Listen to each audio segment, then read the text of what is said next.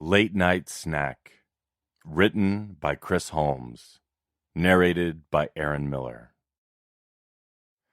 Eddie Ridell turned from the urinal, zipped his fly, and then crossed the room to wash his hands. The long mirrored wall behind the sinks provided the perfect vantage point to scope out his competition. Losers! He grinned at the round-faced man next to him, peeling bits of bloody tissue from his double chin. You missed one, champ. Eddie tapped his finger on his own chin to indicate the spot. The man leaned closer to the mirror and squinted through his thick glasses. Thanks. No problem. Us guys gotta stick together, right? Eddie slapped the man's back. The jolt sent the chubby man's eyeglasses sliding partway down his nose. Speed dating nights at the Apple Martini Lounge brought out all the usual suspects, like Rico, who stood preening in front of the mirror a few sinks down the row. Middle-aged regular, he fussed with strands of black licorice-colored hair, carefully laying them across his shiny scalp and then slicking them into place with spit-covered fingers. Dye-tinted sweat droplets sprouted on his forehead. A curly mat of gray hair protruding from his open collar, cushioning a weighty gold medallion. Rico belonged in the 40-and-up dating group on Thursdays, but occasionally he managed to wriggle his way into the 30-somethings event on Fridays. Eddie slid a comb from his back pocket. With his arm poised to run it through his dark, wavy hair, he stopped and smiled at his reflection. Can't mess with perfection, right? He pocketed the comb and winked at the young man to his left while mentally sizing him up.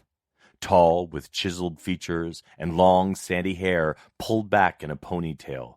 This new guy could be his only real competition tonight. Eddie stuck out his hand. Name's Eddie. This your first time at Lightning Lake? He snickered at his own joke. The man dried his hands, wadded up the paper towels, and tossed them into the trash. Richard, and yes, it is. He frowned as he shook Eddie's hand. Eddie squeezed harder. When Richard's eyebrows drew together in discomfort, he released his grip. Well, this ain't my first rodeo, pal. Be happy to give you some pointers. No, thank you. I'm good. Richard picked up a brown leather-bound journal from the counter and tucked it under his arm. He pushed open the men's room door and exited. Eddie followed him down the hallway, around the corner, and into the smoky bar. I'm 28, but I'm into 30-something women. Most are divorced, still hot-looking, and all of them are hot to trot. Wham, bam, thank you, Eddie. And no strings, know what I mean? No, I don't. Richard settled at a high-top table, opened his book, and retrieved a pen from his jacket pocket. He wrote on a lined page and ignored Eddie. Eddie sat across from him. So, do people call you Dick? He laughed and smacked the table with his palm. No, they call me Richard. Eddie drummed his fingers on the tabletop in time to the music playing on the jukebox. What are you writing? A poem. One of them sensitive writer types, huh? Eddie grinned. Good angle. Chicks really dig that shit. Does it get you laid much? Pressing his fingertips to his forehead, Richard shook his head. He straightened his chair and glared across the table. We're obviously here for different reasons, Eddie. I'm not interested in your advice or your conversation. All right? Eddie shrugged and then reached out and grabbed a passing waitress's arm. Hey, sweetie, bottle. And Dick here would like... He waved an open palm across the table. White wine, please. The waitress nodded and hurried off to the bar. Eddie let out a loud guffaw. White wine? Jeez, ain't that a chick drink? He stood, snatched the beer bottle from the returning waitress tray, and tossed a $5 bill in its place. The young girl placed Richard's wine glass on the table. With several full glasses still on her tray, she headed for the speed-dating private room. Eddie matched her quick stride and sidled up beside her. He pushed open the door and held it for her. Thanks, she said. The room held small, candlelit tables with 2 chairs each and about a dozen young women milling around them. Eddie's practiced gaze honed in on the tall, dark-haired woman in the shiny red dress. She stood in a corner talking to an attractive blonde almost as tall as she. Eddie had never seen either of them here before, and his mind spun with possibilities. Actresses? Stewardesses on layover? Models? Damn, I bet they're models! He smiled and licked his lips. The raven-haired woman met his lurid stare. Her full, glossy lips curved into a smile, and a flirtatious sparkle lit up her eyes. Hungry for Eddie? She's mine! He chugged the rest of his beer while his stare meandered down her body. Damn, she's whole legs!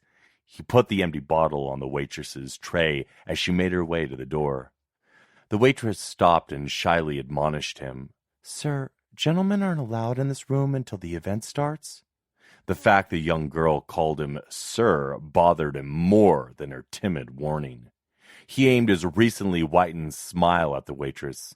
Come on, babe. I ain't doing no harm. He tucked a folded $10 bill into her shirt pocket. His hand lingered dangerously close to her modest cleavage. Our little secret, okay? The waitress' cheeks flushed pink. She mumbled something and hurried out the door. Eddie chuckled and returned his attention to his prey. While the rest of the women chatted, sipped cocktails, or checked their makeup in small, shiny compacts, the tall, black-haired beauty and her golden-haired friend stood intently studying a magazine. Their impeccably styled hair and makeup, as well as their high-end attire, made them stand out from the other women.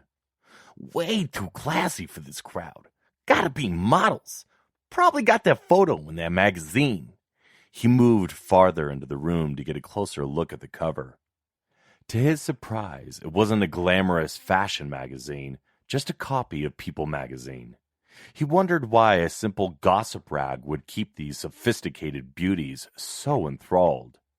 An annoyed voice interrupted his thoughts. You're cheating, Eddie. Now get out of here before I disqualify you.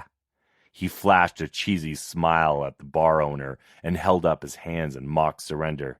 Jackie, you offend me. I ain't no cheater. Jackie gripped his arm and yanked him toward the door with more force than he expected from the wiry, gray-haired woman. She gave him a shove. Go on. They're lining up at the bar. Go get your number. He smirked. Yes, ma'am. Eddie strolled over to join the pathetic lineup of men. Rico gave Eddie a nervous grin. He blotted his shiny forehead with his folded hanky and then shoved it into his pocket. At the front of the line, the geek in the thick glasses sprayed breath freshener into his mouth and gagged. The man behind him slapped his back until the coughing fit subsided.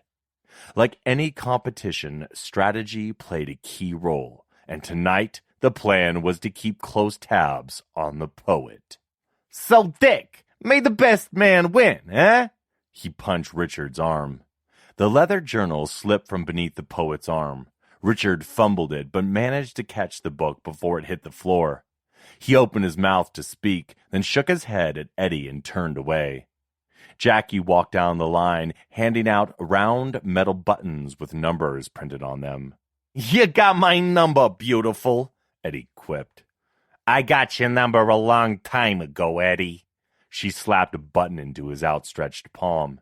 Eddie grinned at the black button with a stark white 1 and 3 printed in the center. 13! Guess that's my lucky number tonight. But I thought the limit was 12. One girl dropped out and 2 more signed up at the last minute. Jackie shrugged. We're flexible.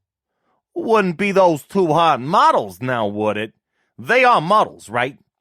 You know the rules, Eddie. Stop trying to wheedle information out of me.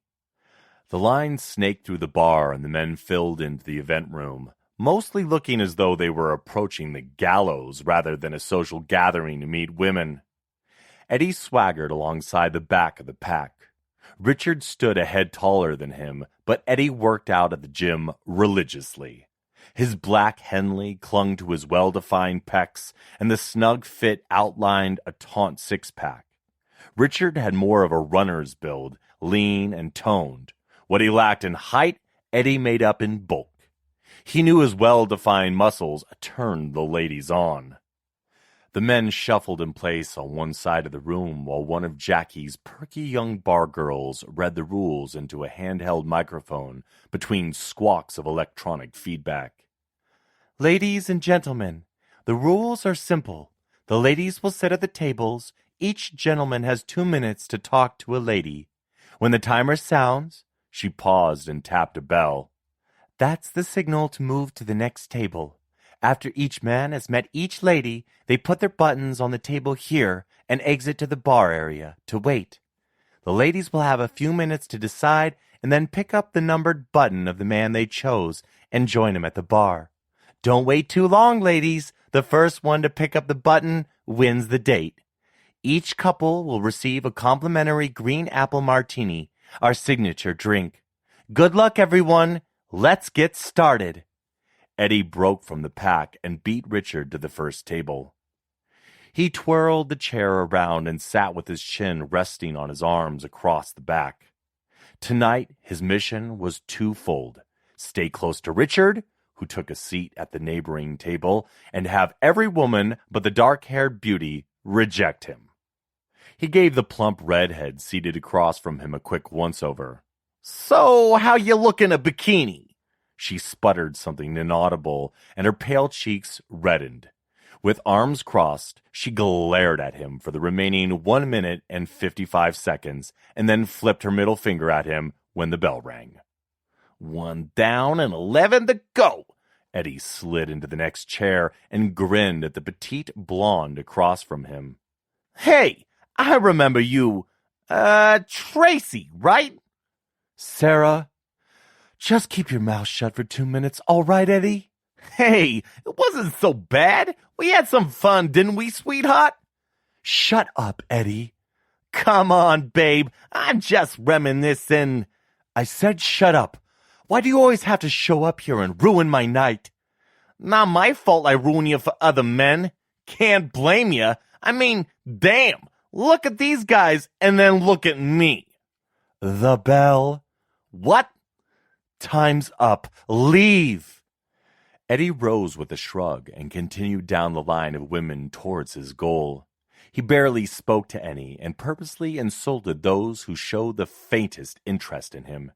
Usually at these events, he reveled in having 2 or more women fighting over his numbered button.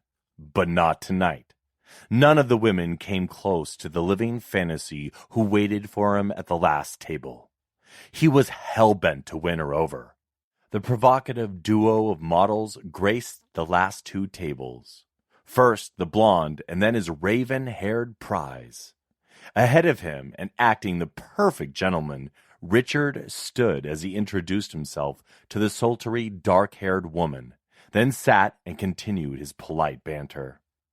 More than once, her blonde friend, whom Eddie sat across from, glanced over at Richard. Eddie grunted. Right, a boy might get lucky tonight with the second hottest woman in the room. He gazed over at the dark-haired woman while the blonde chatted on in an odd accent, punctuated by clicking sounds. The brunette's perfect face offered him no clues. Eddie couldn't tell if she was impressed with Richard or not. The bell rang. Richard stood, gave a courteous nod, and strode off to place his button on the table. Eddie eased into his still-warm chair. With eyes wide, he dug deep to feign a sincere tone and launched into his speech. You're the most breathtaking woman I've ever seen. My name's Eddie, number 13. If you choose me tonight, you'll make me the happiest guy in the world. He smiled. And I promise you'll be very satisfied with your choice. The woman studied him in silence, her expression as still as an exquisite mannequin. What's your name?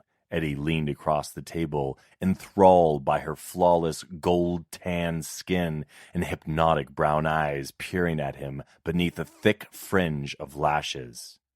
Amber sparkles from the flickering candle flame danced in her eyes like tiny fireworks. In a low voice as smooth as a cat's purr, she answered, "Jennifer." "Jennifer, please, you gotta pick me." He mustered his best boyish smile and pressed his folded hands together under his chin. Her supple red lips slowly parted, and her head dipped in a nearly imperceptible nod. Eddie blew out a long breath, surprising himself that he'd been holding it as he awaited her response. The bell sounded, yet he sat staring at her. The pudgy guy with glasses tapped his shoulder. It's my turn." Brushing away the man's hand, Eddie stood and pressed his metal button into the woman's hand. "Number 13. I'll just leave this with you, Jennifer." Her skin felt cool and silky against his fingers. "I'll be waiting in the bar." He exited the room and beelined it to the bar. With a fresh beer in hand, he paced around the tables, waiting for the doors to open and the women to exit. The last two men emerged from the event room and made their way into the bar. The heavy-set geek Enrico mopping his forehead with his rumpled handkerchief stained with black hair dye. Come on, what's taking so long?" Eddie drained his beer bottle and slammed it down on the table. Richard sat in a corner calmly scribbling in his journal, oblivious to the nervous group of men around him. Eddie cursed him under his breath. He'd never felt so anxious about winning a date. His obsession with Jennifer had set the stakes higher tonight. Finally, a young hostess opened the double doors. A mixture of sweet scents wafted in the air as the group of women filed past. 4 made sharp right turns and headed for the exit. 7 strolled into the bar. Jennifer and her blonde friend were in neither group. Eddie moved closer to the open doors as the women fanned out into the bar area, approached different men, and presented the numbered buttons. Chair legs scraped on the wooden floor as the couples settled at tables. The noise level rose with bursts of laughter and then the hum of small talk. Waitresses carried trays of festive lime-colored drinks and served them to each of the lucky couples. The tall blonde exited the private room, brushed past Eddie, and headed directly for Richard. His head jerked up from his journal. He smiled, stood, and offered her a chair. "Son of a bitch! Poetry boy scored!" Eddie muttered. He spun around to look for Jennifer and bumped into the raven-haired woman. She held up a button. 13? Her lips parted in a smile, framing a dazzling white array of perfect teeth. "That's right, baby." Eddie took the button and stuffed it into his jacket pocket. "Call me Eddie." "Eddie? Do you speak English?" he asked. "Little." "Hey, that's cool." He slipped his arm around her waist. "You want a drink?" She cocked her head and stared blankly at him. "Drink?" He brought his cupped hands to his mouth to demonstrate. She repeated the motion and then shook her head. "No drink." "Okay, you hungry? I know a place not far from here. It might be too late for dinner, but maybe we can grab a snack." Jennifer blinked and looked at him. "Snack? Eat." He pantomimed the motions of eating. Her eyes widened and she nodded. "Yes, eat snack." Her interest in food confirmed his suspicions. Models usually starve themselves. A late-night snack could be the ticket to score with this beauty. "All right, let's blow this joint." Eddie led her toward the exit. She pulled away from him and hurried over to the table where Richard sat in earnest conversation with her blonde friend. Eddie waited while Jennifer leaned and whispered into the blonde's ear. "Wouldn't it be a kick if they both left with me?" He envisioned himself sauntering down the block with a gorgeous model on each arm. "That'd teach that asswipe Richard." But the blonde stayed seated when Jennifer turned and strode back towards Eddie. He instantly forgot about her friend as he watched her approach. Her long, lean body screamed sexuality with each sensuous step. He held up his cell and snapped a picture. The guys at the construction site would be gaping at his phone Monday morning with their mouths hanging open. If he played it right, he'd have much more intimate photos to entertain the boys with on their lunch hour.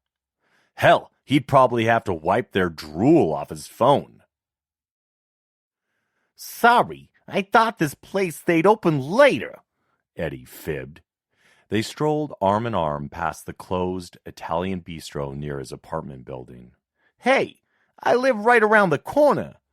What do you say we go to my place for a snack? Jennifer replied, but Eddie couldn't understand her. She had the same funny accent as her blonde friend. He imagined they were European models visiting the city for some fashion shoot. Not that it mattered. The language of lust overcame all barriers. Leading his sexy prize up the stone steps and down a dingy hallway, he unlocked the door of his one-room studio. Eddie flicked on the wall switch as he entered. 2 dim lamps glowed on either side of a worn black leather sofa that doubled as his bed. Eddie motioned for her to sit and flicked on a DVD player on his way into the kitchenette. Soft jazz music filled the room. He pulled a bottle of red wine from the refrigerator as an afterthought, grabbed the block of Velveeta next to it and a box of crackers from on top of the fridge. After depositing the items onto the chipped black lacquered coffee table, he returned to the kitchen and rummaged in a cabinet for 2 clean glasses. It ain't a fancy restaurant, but the company's excellent. He shrugged off his jacket and poured the wine. He handed Jennifer a glass, tapped his against it, and winked. To late-night snacks. Her eyes widened at the clinking sound. Snack, yes. She hesitated a moment, then winked at him and brought the glass to her mouth. Eddie realized she mirrored his actions, probably due to the fact she barely knew English. He didn't mind her silence. It felt refreshing to not have to endure hours of tedious small talk just to get laid. He tested his theory by pulling off his shoes and then his shirt. Jennifer's gaze strolled over his muscular chest and hard stomach. Her eyes sparkled and her tongue flicked across her bottom lip. Eddie slipped his hand around her back and tugged the zipper of her dress. She pleasantly surprised him when she stood in front of him and shrugged the satin straps off her shoulders. The shimmering red material slithered down her naked body and pooled on the floor around her feet. Reaching around her, Eddie picked up his phone and snapped a succession of photos, starting with her full, round breasts and then aiming the lens lower. You're so hot! He stood, unzipped his jeans, and peeled the tight denim down his legs. He paused from snapping pictures as he bent to untangle his feet from his pants. A drop of clear liquid fell on his phone screen.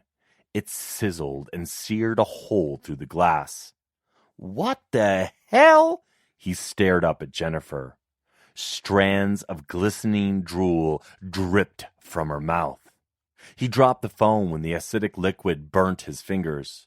More fiery saliva splattered onto his bare legs, melting his skin on contact and burning holes through his flesh. He cried out in pain as Jennifer shoved him down on the sofa and straddled him with her long legs. She gyrated on his lap, shrugging her shoulders until her silky tan skin split down the center of her face. The slit continued down her long neck, between her perfect breasts, and then down her taut abdomen and legs. Her skin slipped to the floor with a soft swish, revealing a shiny, brown exoskeleton beneath. What the fuck? What are you? She speared Eddie's shoulder with her razor-sharp points on the ends of her long arms. They pierced through his skin, flesh, and cartilage with ease, impaling him to the leather sofa back. Fractal images of his writhing body reflected in her enormous, compound eyes, which shone yellow in the dim light. The rows of sharp spines on her legs shredded the flesh on his thighs as she undulated in his lap.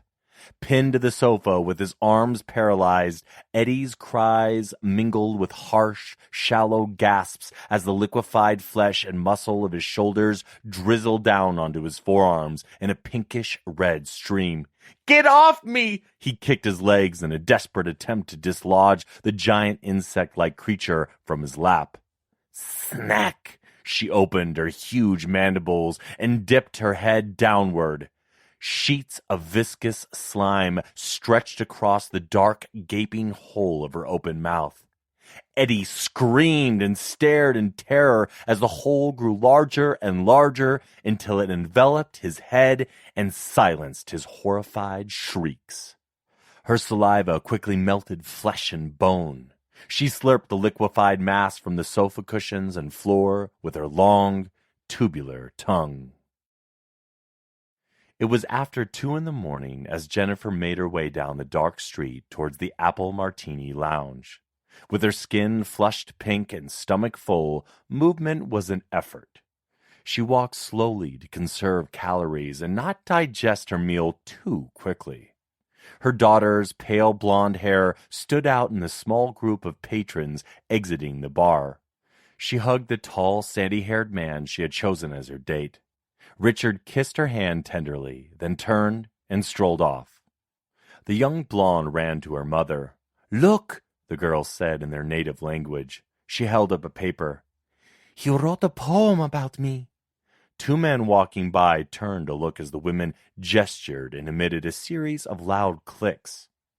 "A poem will not sustain you for the journey home." Jennifer's eyes glowed amber with anger. "Foolish child! You will perish on the long trip without nourishment. Why did you allow him to leave?" "He was so sweet. I couldn't." She fingered the poem and then hugged it against her chest. "Come!" Jennifer hurried down the street, pulling her daughter along by the arm. "Snack!" She pointed. "Hurry!" The blonde girl sprinted up behind Rico as he trudged along the deserted street toward home.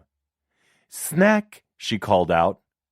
Rico stopped, turned, confusion flickered in his eyes, and then a broad grin lit up his pockmarked face. "I remember you from the bar. I thought you left with that young, never mind. I'm Rico, and you are?" "Paris." "Cute name. And that accent, is it French?" She smiled in reply and then said, "Need snack?" "Snack? Yeah, sure. There's an all-night diner a couple blocks from here." He smiled and held up his arm. "My treat." Paris grasped Rico's arm and dragged him into a nearby alley. Her mother pulled the People magazine from her bag and studied the odd markings on the cover while she waited and kept watch at the entrance of the alley. Jennifer Lopez and Paris Hilton's faces smiled up at her from the glossy paper.